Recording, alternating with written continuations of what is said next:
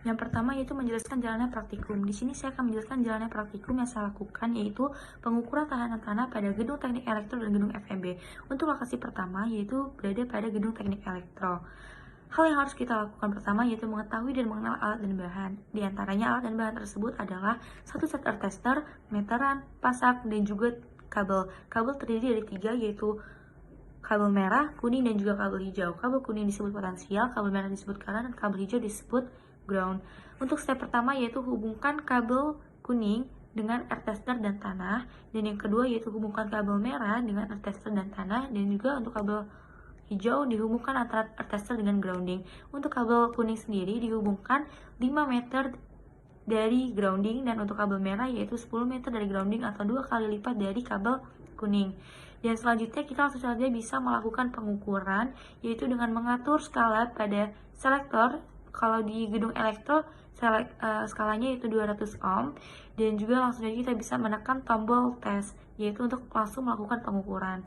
Nilai resistansi tanah langsung terlihat pada layar panel earth tester, dan langsung saja bisa kita tulis dalam tabel. Pengukuran itu dilakukan secara berulang dengan menentukan kabel kuning sejauh 6 dan kabel merah sejauh 12 meter, kabel kuning sejauh 7 meter dan kabel merah sejauh 14 meter, dan seterusnya sampai kabel kuning sejauh 10 meter dan kabel merah sejauh 10 meter pada gedung elektro. Dan juga percobaan tersebut dilakukan secara berulang saat kita mengukur resistansi tanah pada gedung FEB. Selanjutnya yaitu penjelasan alat yang digunakan pada percobaan pentanahan. Alat yang pertama yaitu earth tester. Earth tester adalah alat yang digunakan untuk mengukur tahanan tanah atau resistansi pada tanah. Bagian-bagian utama pada earth tester yaitu yang pertama layar panel yang digunakan untuk menampilkan hasil pengukuran, dan yang kedua ada selektor skala atau selektor pengali, dan yang ketiga ada tombol tes yang digunakan untuk memulai pengukuran. Dan alat selanjutnya yaitu 3 kabel dengan warna merah sebagai current, warna kuning sebagai potensial, dan warna hijau sebagai bumi. Untuk kabel kuning dan merah itu dipakai untuk listrik muatan positif fasa atau api, sedangkan untuk kabel warna hijau yaitu dialiri dengan muatan listrik orde yang diambil dari tanah atau grounding. Selanjutnya yaitu menjelaskan perbandingan hasil percobaan pada gedung teknik elektro dan juga hasil percobaan pada gedung FEB. Berdasarkan percobaan yang sudah dilakukan dan juga data hasil yang sudah dihasilkan, dapat kita simpulkan bahwa tanah pada gedung elektro lebih baik dibandingkan tanah pada gedung FEB. Hal itu dikarenakan resistansi tanah pada gedung elektro lebih rendah dibandingkan resistansi tanah pada gedung FEB, di mana resistansi tanah pada gedung elektro bernilai 3 dan resistansi tanah pada gedung FEB bernilai 5. Hal ini sudah sesuai dengan teori, yaitu Persyaratan Umum Instalasi Listrik atau PUIL tahun 2000, di mana nilai tahanan atau nilai resistansi tanah harus kurang dari 5 ohm. Selanjutnya itu pembahasan hasil data dari hasil percobaan dan juga hasil perhitungan. Pada saat di gedung FEB yaitu 5 dan 10 meter menghasilkan nilai RX sebesar 8,86 dan RO 165 dan RE 36,26.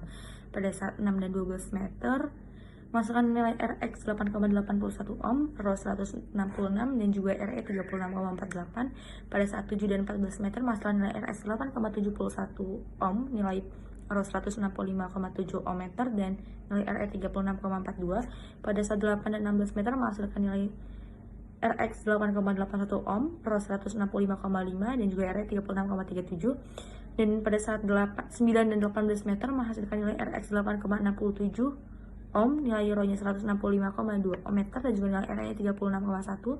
Dan pada saat 10 dan 20 meter menghasilkan nilai RX 8,57, RO 164,9 dan juga nilai RE 36,24. Berdasarkan data dapat kita simpulkan bahwa hubungan PC dan RX pada gedung FEB yaitu berbanding terbalik.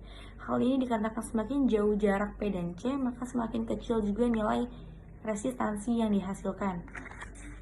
Selanjutnya itu pembahasan data hasil percobaan dan perhitungan pada saat di gedung elektro. Pada saat kabel 5 dan 10 meter menghasilkan nilai RX 3,3, nilai RO 216 dan nilai RE 47,47. Pada saat 6 dan 12 meter menghasilkan 3,24 nilai RX, RO 216 ohm meter dan nilai RE 47,47 ohm. Pada saat 7 dan 14 meter menghasilkan nilai RX 3,2 ohm, nilai RO 216 ohm meter dan 47,47 nilai RE ohm. Dan pada saat 8 dan 16 meter masukkan nilai Rx 3,35, nilai Rho 215 dan nilai Re 47,25 ohm. Dan pada saat 9 dan 18 meter masukkan nilai Rx 3,25, nilai Rho 215 ohm dan nilai Re 47,25 ohm. Pada saat 10 dan 20 meter menghasilkan nilai Rx 3,22, Rho 216 dan nilai Re 47,47 ohm. Berdasarkan data pada gedung teknik elektro yaitu hubungan P, C, dan Re yaitu tidak stabil dikarenakan pada saat P dan C 5 sampai 7 meter mengalami nilai Re yang sama yaitu 47,47 ohm. Namun pada saat P dan C 7 sampai 8 meter mengalami nilai Re yang semakin menurun alias mempunyai hubungan yang terbalik dengan P dan C yang semakin menaik. Sedangkan pada 8 sampai 10 meter nilai Re-nya juga semakin naik yaitu berbanding lurus.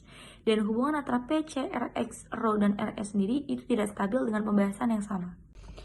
Dan juga hubungan antara P, C, Rx, Rho, dan Re yaitu berbanding terbalik karena semakin jauh kabel, semakin jauh P dan C, maka semakin kecil juga nilai Rx, nilai Rho, dan juga nilai Re-nya. Selanjutnya itu menjelaskan tentang grounding. Grounding yaitu jalur kabel instalasi listrik dengan menggunakan sistem pentanahan untuk mengurangi atau menghindari bahaya yang disebabkan oleh tegangan tinggi, konsentrasi listrik, ataupun sambaran petir. Sistem grounding ini bekerja dengan cara meniadakan beda potensial sehingga ketika terjadi kebocoran tegangan listrik maupun arus listrik akan langsung dibuang ke dalam tanah atau bumi. Sistem pengkabelan pada grounding tidak tersambung secara langsung dengan kabel lain yang ada pada instalasi di rumah. Dan juga dalam ilmu elektronika kata ground mempunyai arti titik referensi umum atau tegangan potensial sama dengan tegangan 0 atau menetralkan tegangan. Selanjutnya itu yang mempengaruhi pentanahan, diantaranya ada kadar air. Bila air tanah dangkal atau penghujan maka nilai tahanan sebaran mudah didapatkan. Yang kedua ada mineral atau garam. Kandungan mineral tanah sangat mempengaruhi tahanan sebaran atau resistansi karena jika tanah semakin banyak mengandung logam maka arus petir semakin mudah menghantarkan. Yang ketiga ada derajat keasaman. Semakin asam pH tanah maka arus petir semakin mudah menghantarkan. Dan yang keempat ada tekstur tanah. Untuk tanah yang bertekstur pasir dan porous akan sulit untuk mendapatkan tahanan sabaran yang baik.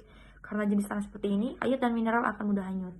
Selanjutnya yaitu pembahasan jurnal dengan judul Analisa Tahanan Pembumian Peralatan Gedung Laboratorium Teknik Universitas Borneo Tarakan yang menggunakan elektrode pasar tunggal panjang 2 meter yang dibuat oleh Ahmad Budiman, jurusan Teknik Elektro Universitas Borneo Tarakan.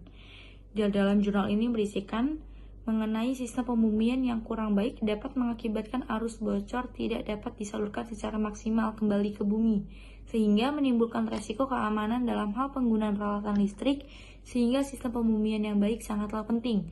Pembumian menurut Puil adalah penghubungan suatu titik sirkuit listrik atau suatu pengantar yang bukan bagian dari sirkuit listrik dengan bumi menurut cara tertentu, dan nilai tahanan pembumian yang dipersyaratkan adalah kurang dari 5 ohm. Tujuan utama pembumian adalah menciptakan jalur yang low impedance, tahanan rendah terhadap permukaan bumi untuk gelombang listrik dan transient voltage penerangan, arus listrik, sirkuit switching, dan electrostatic discharge adalah penyebab umum dari adanya sentakan listrik atau transient voltage.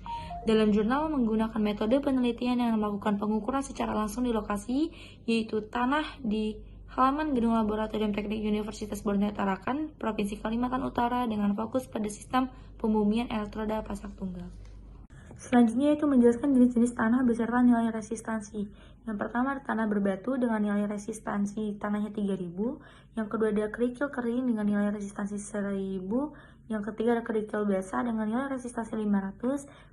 Yang keempat ada pasir basah dengan nilai resistansi 200, tanah pertanian dengan resistansi 100, dan juga tanah rawa dengan resistansi 30.